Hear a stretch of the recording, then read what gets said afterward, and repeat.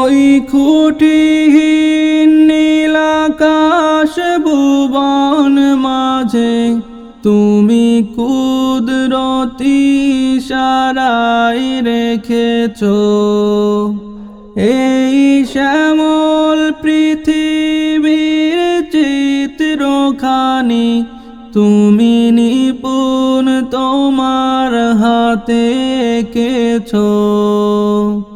ওগো আল্লাহ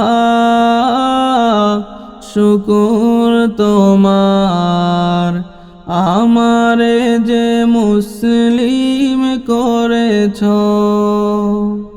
ওগো আল্লাহ